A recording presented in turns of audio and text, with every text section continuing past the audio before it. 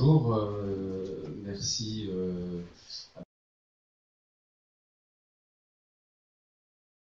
de me permettre de vous parler d'un univers qui est un petit peu particulier, mais qui a eu sa part dans l'art nouveau.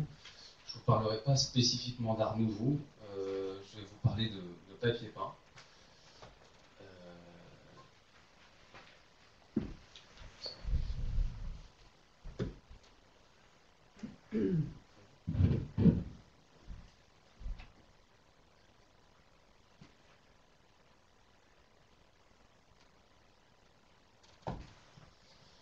On fait un petit peu à l'image de ce que j'entendais tout à l'heure de l'ornement qui apporte de l'humanisme dans un concept et dans une idée et dans un style, en l'occurrence ici l'art nouveau.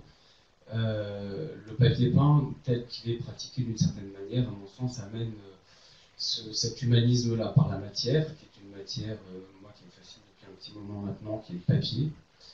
Alors il est assez compliqué dans l'art nouveau qui a développé des décors à très grande échelle, souvent, d'intégrer le papier peint, bien qu'il y en ait eu quelques très beaux exemples. Et j'ai monté il y a une vingtaine d'années maintenant un atelier qui propose la reconstitution au départ de papier peint selon la technique du XVIIIe siècle de l'impression à la planche. Mais donc cet atelier s'appelle l'atelier Goffard. Et donc l'origine de notre travail, ça a été la reconstitution pour les monuments historiques. Mais au fur et à mesure que j'ai travaillé dans cet univers, je me suis rendu compte qu'en fait, ça allait bien au-delà du papier peint et que s'ouvrait tout un autre univers. Je mettrai devant tout à l'heure des échantillons. Alors c'est pas très Covid compatible de vous les laisser tripoter là dans la salle, donc je vais être contraint de les laisser devant ici pour que vous puissiez les regarder, puisqu'en l'occurrence on est dans la matière, on n'est pas tellement dans le numérique. Donc il me semblait plus important que vous puissiez quand même toucher ces papiers, enfin au moins les regarder de près.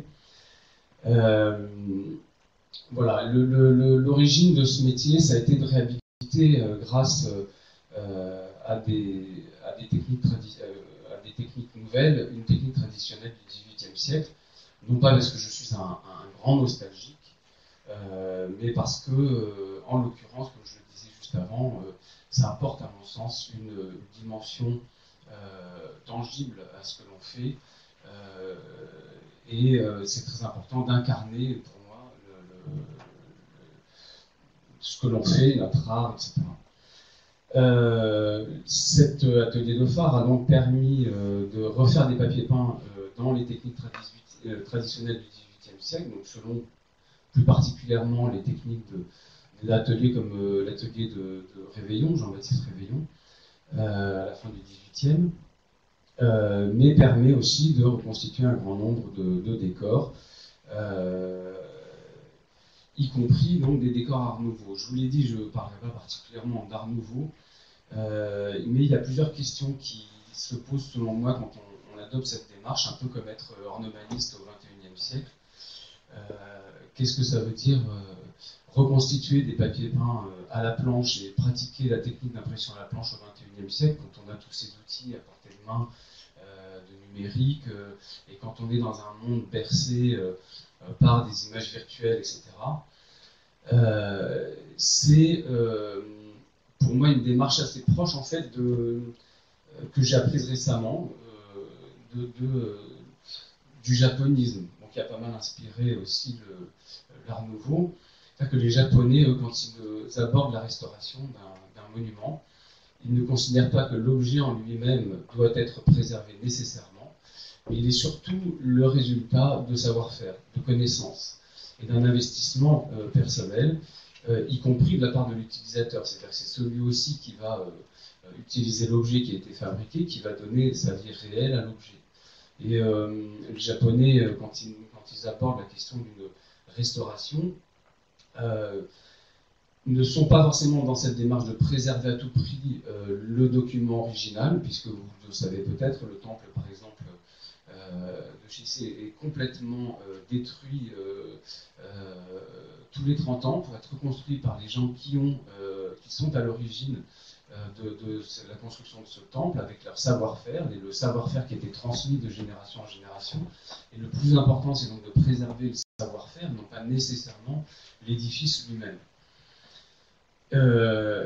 Du coup, nous, quand on aborde la question d'une restauration, ou quand on participe à un projet de restauration, on en a fait plusieurs ici à Bruxelles, on est très heureux de venir travailler régulièrement dans cette ville. On a fait la maison B, par exemple, au Square Ambiorix. L'année dernière, nous avons aussi terminé la maison Saint-Cyr, toujours sur le Square Ambiorix, et on s'attaque là, effectivement, comme l'a dit Benjamin, à la maison App. La question évidemment de l'authenticité se pose parce que la reconstitution pourrait paraître comme une sorte de tricherie, de remplacer par un nouveau et non pas préserver l'original. Mais en fait, moi, alors c'est peut-être que je m'achète une conscience en pensant ça, mais je suis assez convaincu qu'en maintenant les techniques telles que ces ateliers l'ont pratiqué, qui sont aussi des ateliers qui ont influencé ces grands styles, les artistes dont on a parlé tout à l'heure, que ce soit Horta, que ce soit Hector Guimard par exemple en France, ont beaucoup cherché dans les ateliers, avaient même parfois eux-mêmes des ateliers. On en a aussi des exemples dans l'art déco, avec par exemple en France quelqu'un comme Jacques-Émile Roulman qui avait son atelier de papier peint. On connaît l'amour de William Morris pour le papier peint. Je pense que les Horta et compagnie allaient chez les bronziers, allaient chez les maîtres verriers, etc. Et donc, ils étaient directement inspirés par la démarche de ces artisans d'art et par ce qu'ils relayaient à travers ces savoir-faire. Et donc, nous, on s'inscrit un petit peu là-dedans, c'est-à-dire qu'effectivement, on reconstitue, on refait d'une certaine manière à neuf. Ça n'est pas la pièce originale, mais on essaie on se fond complètement dans les savoir-faire de l'époque. Pour l'art nouveau, quand on pratique une technique du 18e, c'est un petit peu plus compliqué parce que nous, on travaille beaucoup à la base, à la colle de peau de lapin et au pigment en poudre, comme l'ont pratiqué notamment merveilleusement Réveillon. Mais en fait, une des choses que j'ai appris un petit peu aussi à mes dépens, c'est que le papier peint a été un des domaines dans lequel, techniquement parlant, il y a eu le plus de dépôts de brevets au 19e siècle, c'est-à-dire que chaque manufacture y est allée un peu de son identité par ses techniques. On a de célèbres exemples, notamment de procès qui ont été faits par la maison Balin à plein d'autres fabricants, y compris des fabricants belges d'ailleurs, sur des savoir-faire et des techniques.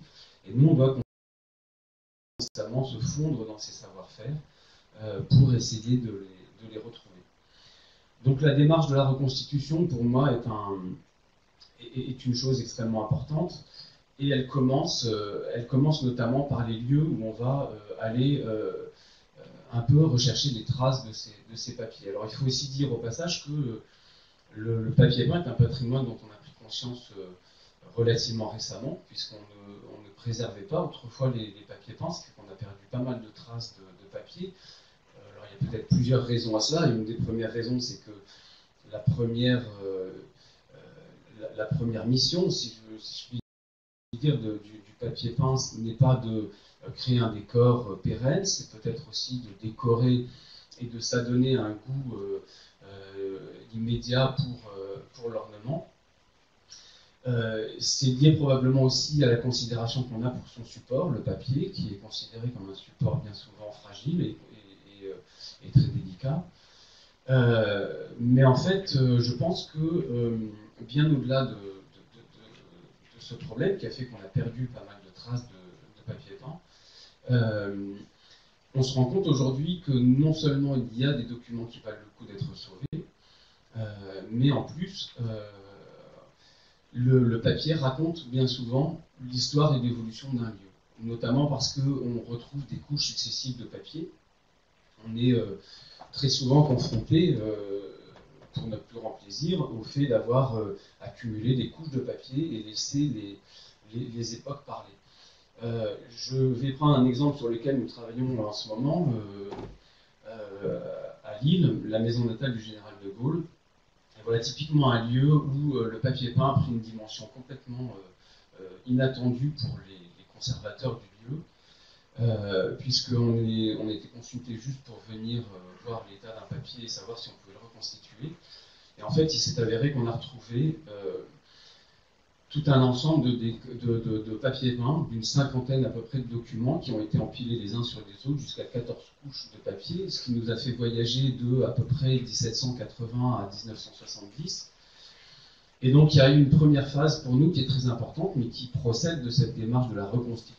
C'est la démarche de recherche documentaire au départ, qui est un travail qu'on partage et dans lequel on apprend beaucoup avec nos amis restaurateurs et conservateurs. C'est un travail auquel on participe parfois avec des conditions un petit peu compliquées, puisqu'il faut aller chercher des documents à des endroits eux aussi assez inattendus. Là, on est dans la cage d'escalier qui a été reconstruite, et derrière, il y a un décor du 18e, de la fin du 18e, qui a été retrouvé avec un coup de lampe torche par hasard derrière ce décor de boiserie. Et je vais vous montrer quelques-uns de ces documents donc, qui ne sont pas du tout Art Nouveau. Il n'y avait pas du tout d'Art Nouveau dans cette maison. C'est bien dommage parce que c'est une maison qui a appartenu, la famille de Gaulle était une famille de drapiers du côté de... Donc c'est la maison de la grand-mère maternelle de Gaulle, et c'était une famille lilloise qui était depuis plusieurs générations dans les tissus, donc avec un vrai goût pour l'ornement. On va le constater à travers ces papiers. Alors le papier a aussi une grande importance par rapport à l'ornement, notamment parce qu'il va permettre assez librement de créer des décors avec une certaine économie de moyens. On se lance beaucoup plus volontiers dans la fabrication d'un papier peint à une certaine échelle, qui coûtera beaucoup moins cher qu'avec des tissus, des boiseries ou des décors peints, ce qui fait qu'on va avoir une profusion d'ornements et de dessins assez incroyables. Et on va aussi avoir une chose, moi j'admire particulièrement dans les papiers peints, c'est l'inventivité et la recherche et la grande liberté de style qu'on peut se donner. Là, on est dans un document qui date probablement de 1810-1820. On ne les a pas encore tous identifiés. Ce sont des papiers qu'on a retrouvés dans des placards, sous différentes couches de papier au mur, etc. J'ai volontairement pas mis de datation sur ces papiers parce que ce n'est pas nécessairement le propos de faire un cours sur l'histoire du papier peint. Mais vous voyez, il y a une certaine richesse de documents à laquelle on ne s'attendait absolument pas, et du coup on est passé d'un sujet qui était un petit peu un sujet subsidiaire, un sujet totalement primordial dans la maison, puisqu'on a recouvert on montre à travers cette maison un certain nombre de styles. Je vous en montre que quelques-uns, certains de ceux-là seront reconstitués, ils seront tous là reconstitués, certains seront présentés dans les pièces, comme celui-ci, c'est celui du petit salon. Et d'autres, pour le plaisir, nous les reconstituerons pour les montrer au public. Un autre endroit emblématique et qui pour nous parle du papier peint d'une certaine manière, et là aussi qui a été un sujet qui était a priori un sujet un petit peu banal et qui est devenu un sujet beaucoup plus intéressant et beaucoup plus important, c'est la maison de Tante Léonie, le musée Marcel Proust. Vous savez que la recherche du temps perdu se passe dans cette maison. L'idée là, ça a été de découvrir, en fait, de changer complètement aussi le projet, pas par le nombre de papiers peints retrouvés, mais par le projet initial. En fait, la maison a été transformée en musée Marcel Proust dans les années 50, quand il a été racheté par un amateur de l'œuvre de Proust et par une lointaine héritière de la famille. Et on nous a demandé d'intervenir pour évaluer le coût de la restauration des lieux. Et un doute s'est instauré très rapidement quand on a visité les lieux. Quand j'ai visité les lieux, c'est que les décors ne paraissaient pas du tout en accord avec l'époque visée, et ni dans la facture des papiers peints, ni dans le style des décors, on s'y retrouvait. Donc j'étais un petit peu embêté, j'étais obligé de leur expliquer en fait on allait complètement changer le projet, et il a fallu essayer de leur prouver que les décors qui étaient en place étaient en fait des décors qui dataient des années 50, et qu'on allait essayer de retrouver les décors d'origine avec les quelques éléments qu'on avait. Et donc on a retrouvé à différents endroits, comme ici, à l'intérieur d'un placard. Alors quand on cherche des papiers peints, on adore les placards, parce que c'est un petit peu là que tout se passe. On utilisait beaucoup les chutes de papier peint pour couvrir l'intérieur des placards. ce qui permettait d'isoler le linge de la poussière notamment, et de quelque chose de parfaitement technique, on en a fait des sortes de musées ouverts sur l'histoire du papier peint. J'en ai des exemples sans fin. Un des derniers, récemment, on a parlé de De Gaulle, ça a été un des cas, il y avait des papiers dans tous les placards. On a retrouvé une collection d'une trentaine de documents aussi anciens dans un château,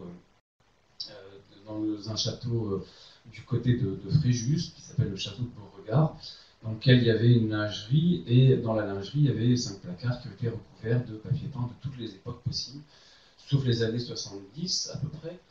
Mais, et du coup, on a retrouvé énormément de documents. Dans la chambre où dormait le petit Marcel, on pensait là pareil, il y avait un papier peint qu'on nous demandait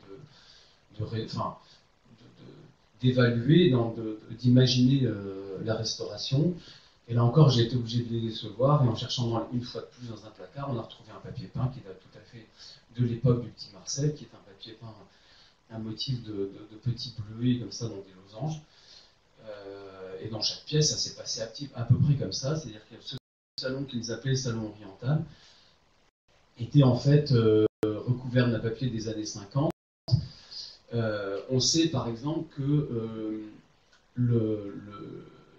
l'oncle aimait particulièrement la Chine, et on a retrouvé, alors je ne sais pas si vous voyez bien sur la photo, elle n'est pas très très claire, mais on a quelques fragments sur une poutre dans un placard qui nous montre un motif qui serait d'une inspiration de céramique chinoise. Et donc voilà comment, à partir de là, on a un peu raconté l'histoire.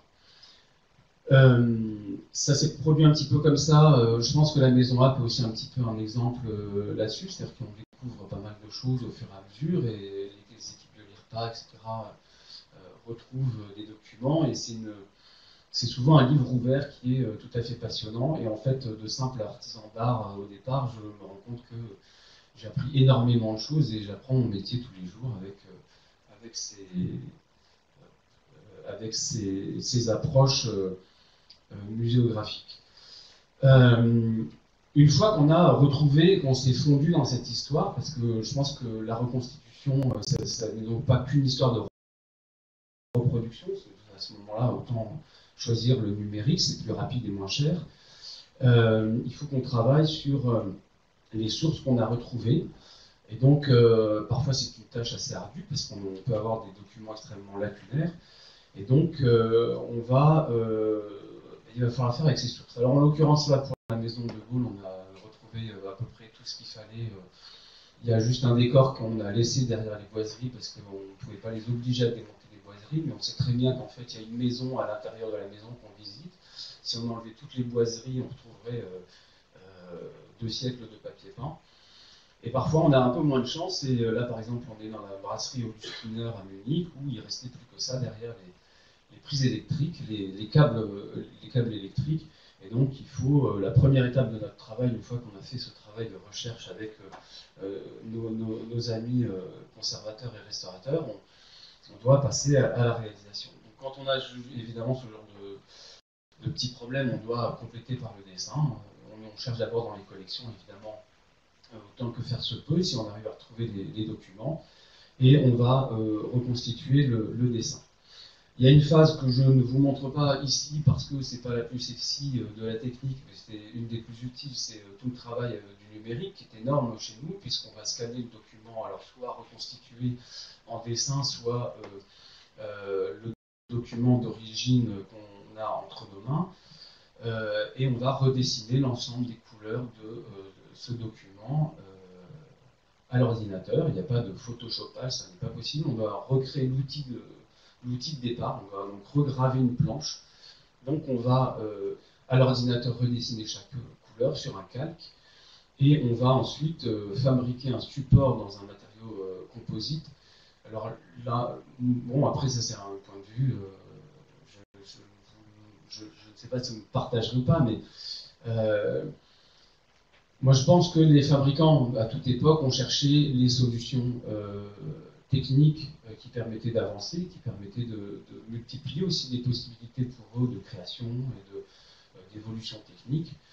Le numérique, les matériaux composites en font partie, et donc on a intégré sans complexe, j'ose le dire, ces techniques-là dans nos savoir-faire. Donc les planches ne sont pas du tout fabriquées en bois parce on a mis au point une recette d'un matériau composite qui répond exactement aux normes, aux caractéristiques techniques d'une planche en bois qui aurait été fabriquée au XVIIIe et XIXe siècle.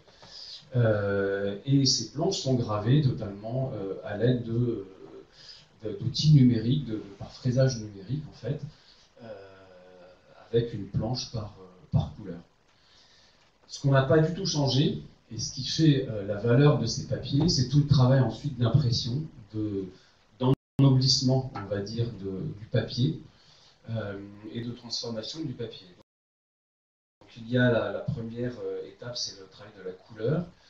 Nous n'avons pas changé le travail de la couleur à base de pigments en poudre et de colle de peau de lapin, comme on le fabrique au XVIIIe siècle, sachant qu'évidemment on s'adapte quand il s'agit de documents postérieurs ou d'autres techniques. À peu près dans les années 1840, on a mécanisé l'impression à la planche. Donc l'impression à la planche est l'origine du papier peint. Et encore avant, Pierre-Marie en a parlé tout à l'heure, il y a ce qu'on appelle le domino, où on travaillait en feuille à feuille. Dans les années, à partir du moment où on a mécanisé l'impression du papier, on a changé légèrement de base. On utilisait des liants végétaux et toujours des pigments. Mais comme on produisait à beaucoup plus grande échelle, on a un peu perdu quand même en noblesse de matière. Donc nos couleurs sont toujours faites à base de pigments et de colle de peau, donc, sauf dans certains cas, j'en donnerai peut-être un ou deux exemples. La première étape, c'est le couchage de fond, c'est-à-dire qu'on part du papier brut, du papier vierge, et donc la première étape consiste à déposer la couleur sur le papier à l'aide de grandes brosses, et en 3 passages. Là, vous avez un premier passage où on dépose la couleur, puis un deuxième passage où on va faire le lissage du papier, etc. J'avais prévu d'intégrer des petites vidéos qui rendaient la chose un peu plus vivante, mais j'ai eu très peu de temps parce que hier j'étais à Agde, où on fait un projet dont je vous parlerai, qui est un projet d'art nouveau absolument incroyable et que je vous inviterai à aller voir plus tard. Et on enchaîne pas mal avec tout ça, donc j'ai eu un problème technique pour les intégrer. Mais si vous voulez voir en vivant d'une certaine manière, alors pas en présentiel comme on le dit, mais au moins avec une vidéo, vous pourrez aller voir sur internet, il y a plusieurs vidéos sur lesquelles vous verrez certains aspects techniques. Une fois que les fonds sont faits, on les étend comme vous les avez derrière ici. On va les laisser sécher, puis on va passer à l'impression. Et donc l'impression, on n'a donc pas changé le principe de départ, c'est-à-dire que là on a une planche d'une première couleur pour un papier qui sera en 2 couleurs par exemple, et on va fixer cette planche sur un support, et on va venir passer le rouleau dont le fond a été couché, donc là il va passer plutôt à la 2e couleur, mais ça c'est pas grave. Le principe reste le même. On dépose la couleur sur ce qu'on appelle une table à eau, c'est-à-dire que la planche là est en dessous. C'est un principe de tampon en fait, tout simplement. Et donc il a étalé avec une brosse sa peinture sur la table à eau, c'est-à-dire que le support sur lequel il s'appuie, c'est un bac rempli d'eau avec une bâche par-dessus pour permettre au mouvement de l'eau de venir répartir la couleur sur le tampon. Et tout ce geste-là est très important. C'est lui qui va donner la qualité vraiment de l'impression finale. Avec notamment le deuxième geste qui est très important quand on imprime, qui va être la pression. Alors on fabrique, c'est pareil, autrefois on travaillait sur des presses à balancier en bois avec un enfant qui donnait la pression, qui déposait la couleur, on n'a plus le droit de faire travailler les enfants, donc on a essayé de s'adapter. Donc on a créé nous-mêmes nos outils pour permettre à cette activité aussi de perdurer dans les conditions économiques qui sont les nôtres aujourd'hui. Et aussi dans les exigences de timing qui sont les nôtres aujourd'hui, parce que pas mal de choses ont changé. Il y a une chose contre laquelle on se bat et on espère pouvoir maintenir ça encore assez longtemps, c'est le problème de la matière première. On espère continuer à manger du lapin, grosso modo, sinon nous on a plus de colle. Mais on n'a pas changé ces gestes-là. Mais vous voyez, la presse n'est pas très 18e, c'est un système de pression pneumatique qui est beaucoup plus confortable, beaucoup plus précis que ne l'était une presse à balancier. Mais le geste reste un geste qui doit être précis et adapté aux conditions dans lesquelles on travaille, puisque comme vous le savez, la colle de peau de lapin est une colle qui change beaucoup d'état en fonction des conditions climatiques, et donc il faut sans cesse s'adapter. Donc on va donner un coup de planche qui va imprimer un raccord, et on va répéter X fois le raccord pour faire un rouleau de 10 mètres pour la première couleur, faire tous les rouleaux, en mettant au fur et à mesure les rouleaux, et une fois que la première couleur couleur est passée, les rouleaux sont secs, on leur remet le papier sur la presse, on passe la deuxième couleur avec une deuxième planche, donc on a changé de planche, nettoyé le bas de caoutchouc, changé de couleur, etc. Parfois, et ça fait partie aussi du métier, on fait un travail de retouche parce que l'impression, en fonction des matières, des dessins, etc., n'est pas nécessairement parfaite. Et donc, comme on dit, travailler avec les mains, c'est pas travailler avec les pieds, on essaie quand même de bien finir le travail au pinceau. Voilà le résultat final une fois qu'il a été gaufré. Pour essayer de ne pas retarder encore plus, je vais passer assez rapidement aussi sur l'aspect technique. D'autres aspects techniques, la tontise, ça c'est une des premières techniques dans le papier peint, c'est-à-dire que l'origine du papier peint, c'est quand même d'imiter au départ le tissu. Ça a été une manière de proposer des décors qui imitaient parfaitement les tissus sans en coûter le prix, et donc on a encouragé les dominotiers, donc dominotiers, maître quartier, ceux qui imprimer des dessins, des papiers décoratifs, à développer des techniques pour imiter les tissus et permettre à la noblesse et à la bourgeoisie, oui, parce que le tiers-état ne décorait pas beaucoup ses intérieurs, à imiter le tissu pour avoir des décors moins chers. Et la tontise, c'est une des premières techniques. Ce qui ne change pas, c'est qu'on imprime de la même manière avec une planche, sauf qu'on a changé de base, on a imprimé avec une peinture à l'huile, l'huile d'ailleurs qui est fabriquée en Belgique. Je tiens à dire, il y a pas mal de matières premières en fait qu'on trouve encore en Belgique, qu'on ne trouve plus en France. Donc ne changez rien. On dépose sur ce qu'on appelle ce mordant, c'est une colle. On va déposer une poudre de soie ou une poudre de laine qu'on a préalablement teintée. Le terme de tontise venant de l'idée de la tonte, puisque les fabricants de papier peint allaient chez les fabricants de velours et récupéraient les poussières qui étaient issues de la tonte des velours et recollaient. Alors, évidemment, ils avaient les couleurs qu'ils récupéraient et ils faisaient exactement comme on le fait avec des pigments, des mélanges de poudre pour obtenir les couleurs qu'ils voulaient. Alors nous, on le fait dans la démarche de reconstitution. On fait, alors sauf qu'on ne va pas chez les fabricants de velours, voilà.